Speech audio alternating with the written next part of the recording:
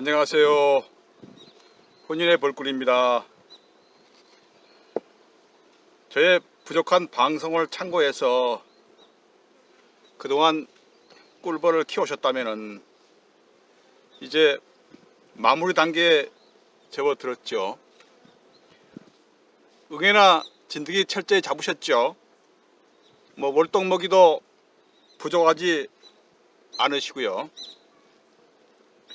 이제 월동만 무사히 넘기시면은 내년에는 달콤한 벌꿀을 많이 따는 일만 남았습니다. 그런데 어쩌죠? 또 하나의 관문이 남아 있습니다.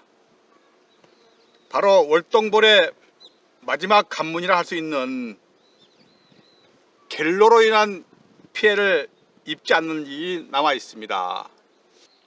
갤로 현상은 벌통 내부와 외부의 온도 차로 벌통 내부에 이슬이 맺히는 현상입니다.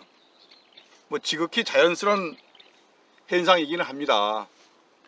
문제는 갤로로 발생되는 습기, 물기죠. 그 물기가 벌통 내부를 습하게 하고 심할 경우 얼음이 얼기도 합니다.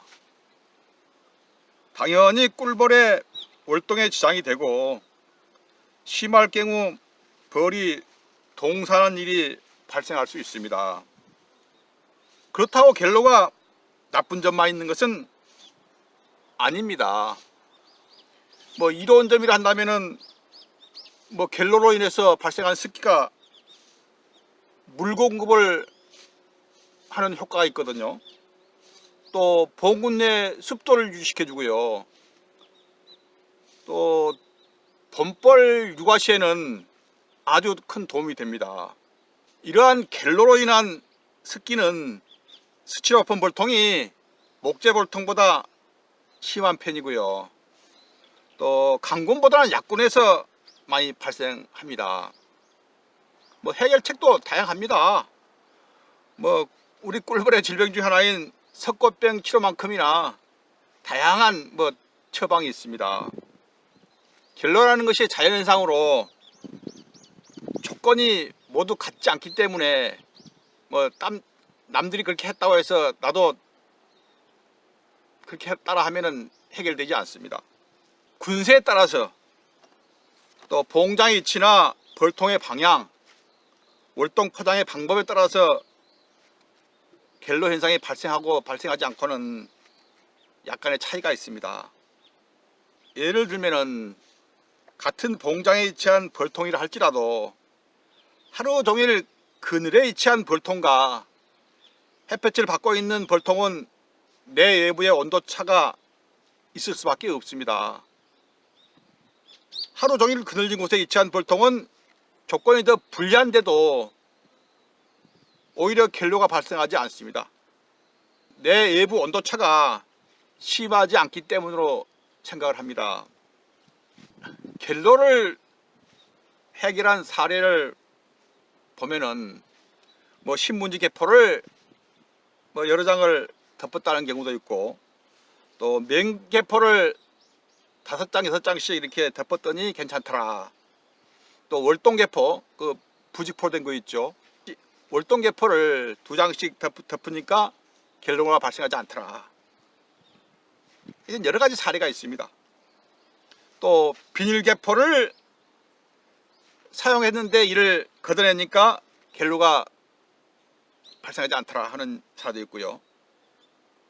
또 스티로폼 벌통인데 외부 포장을 했더니 갤로가 해소되더라 하는 또 사례도 있죠.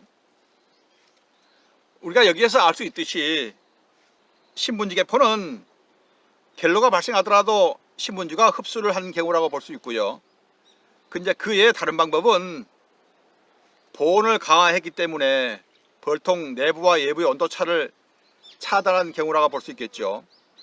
이제 저도 그걸 짐작만 하는 것이죠.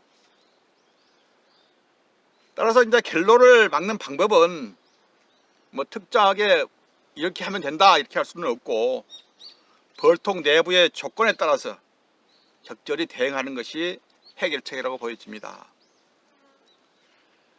특히 이제 갤로가 발생해서 소문으로 물이 흐른다면은 즉시 봉군의 내부를 점검해 보고 보온을 강화해 주거나 비닐개포 일부를 접어서 환기를 시켜 주거나 적당한 조치를 취하겠죠. 특히 약군일 경우는 비닐개포를 사용할 때 신중을 기해야 합니다. 비닐개포가 보온도 되지만 갤로의 원인이 되기 때문입니다. 또 월동벌이 동사했다면은 대개가 갤로 현상 때문이 아닌가 저는 그렇게 봅니다. 그래서 이제 우리가 갤로의 피해를 미리 막는 방법으로는 강군으로 일단 월동을 하셔야 됩니다. 강군이면은 웬만한 갤로는 자체적으로 다 벌들이 해결합니다. 그 다음에는 이제 환기가 잘 되도록 해야 됩니다. 또 비닐개포를 덮을 때는 전체를 덮지 말고 일부만을 덮는다든지 해서 환기를 시켜주는 게 중요하다고 생각을 합니다. 이제 매일은 못 간다 할지라도 종종 봉장에 아침으로 들려서 그 벌통에 소문에 물이 흐르는지 봐가지고 만약 물이 흐른다면은 신속한 조치를 취해야 할 필요가 있지 않는가 이렇게 생각을 합니다. 그러면 이제 갤로 대비만 잘 하시면은 월동은 무사히 넘길 수 있는 것이죠. 월동 잘 넘기시고 내년에 풍미하시기 바랍니다. 예, 감사합니다.